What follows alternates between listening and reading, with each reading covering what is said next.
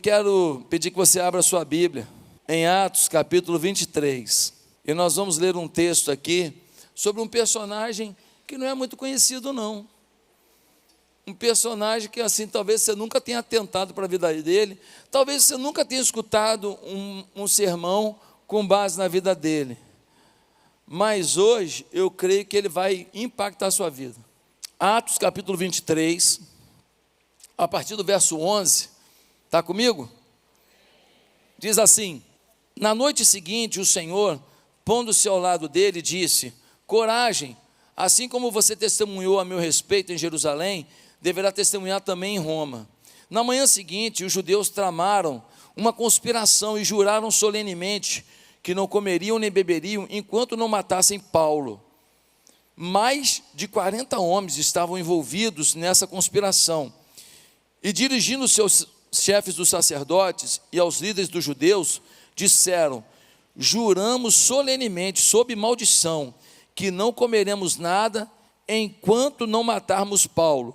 Agora, portanto, vocês e o sinédrio peçam ao comandante que o faça comparecer diante de vocês com o pretexto de obter informações mais exatas sobre o seu caso.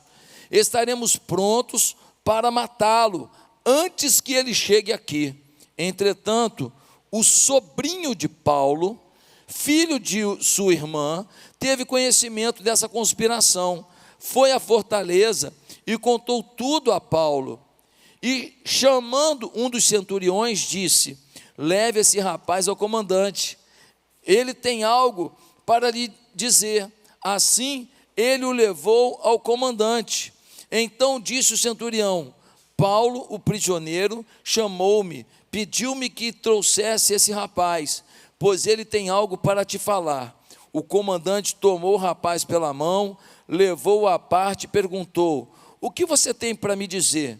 Ele respondeu: os judeus planejaram pedir-te que apresentes Paulo ao sinédrio amanhã, sob pretexto de buscar informações mais exatas a respeito dele.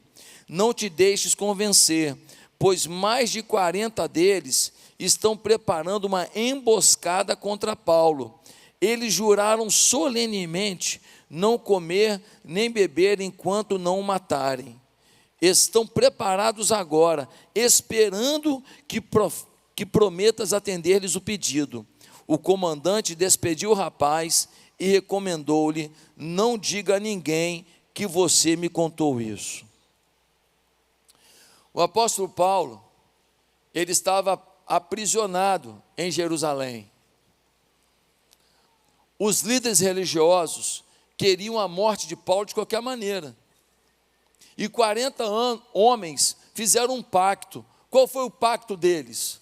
O pacto deles foi: nós vamos pedir que as autoridades tragam Paulo até o sinédrio, que era uma corte religiosa, era a corte que definia o rumo religioso dos judeus, que Paulo venha até o sinédrio. E aí, quando ele estiver vindo para o sinédrio, no caminho nós vamos fazer uma emboscada e nós vamos matar o Paulo. Eram 40 homens. A vontade de matar Paulo era tão grande, mas tão grande, que eles disseram assim: nós não vamos comer nem beber enquanto a gente não matar Paulo. E nós queremos ser amaldiçoados se nós não matarmos Paulo. Pensa no ódio. Pensa numa vontade de acabar com o homem. Agora pergunta que não pode deixar de acontecer, eu peço que todo mundo se sente, que evite movimentação, por favor. A pergunta que surge é: por que eles queriam matar Paulo? Você sabe por quê? Porque ele pregava o evangelho. Paulo não estuprou ninguém, Paulo não está roubando ninguém, Paulo não está fazendo nada de errado. Eles querem a morte do Paulo, por quê? Porque o Paulo prega o evangelho. Deixa eu te falar uma coisa: o evangelho incomoda. Se você não incomoda ninguém, você não vive o evangelho. O evangelho incomoda, incomoda muito. Eu tinha um relacionamento muito próximo com um empresário muito rico, e volta e meia eu aconselhava ele e eu orava por ele. E quando eu ia orar por ele, ele ficava nervoso. A oração mexia com ele, a oração incomodava ele ficava tenso, ele suava frio. A oração atinge as pessoas e mexe com elas.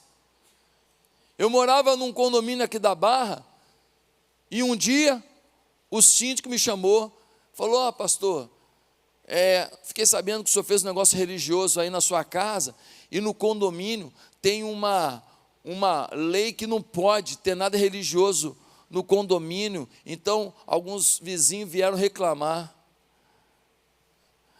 Eu falei: o senhor está falando da semana passada? Ele falou: pois foi dia do meu aniversário.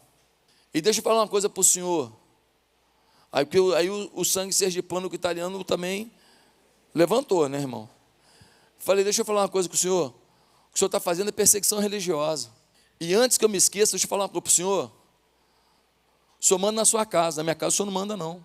E vou falar mais uma coisa para o senhor. Vocês vivem botando anúncio aí no elevador do prédio dos eventos que tem de uma outra religião, né, que não é evangélica. A partir de hoje não vai ter mais, não. Avisa para o pessoal que falou para o senhor que não vai ter mais, não. Não pode para um, não pode para ninguém. Agora, dentro da minha casa, ninguém manda, não. O senhor está interferindo no meu aniversário. Não, pastor, não foi bem isso. Eu falei: não, foi isso sim. A minha vontade é processar o condomínio. Pelo constrangimento que eu estou. Não, pastor. Então, aí, amenizou, o senhor é muito legal, o senhor é maravilhoso.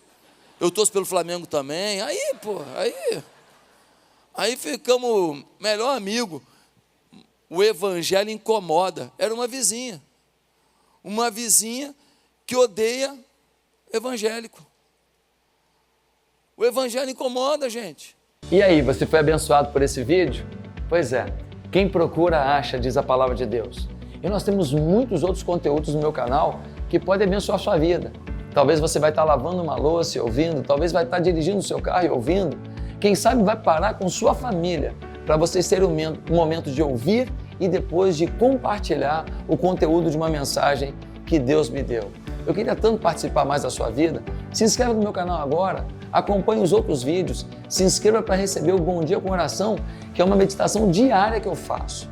Dessa maneira, sem sombra de dúvida, você terá muito mais recursos para a sua vitória. Meu papel? Somar com isso. Que Deus me dê essa oportunidade. Você pode me dar também essa oportunidade? Que Deus nos abençoe juntos. Fique com Deus.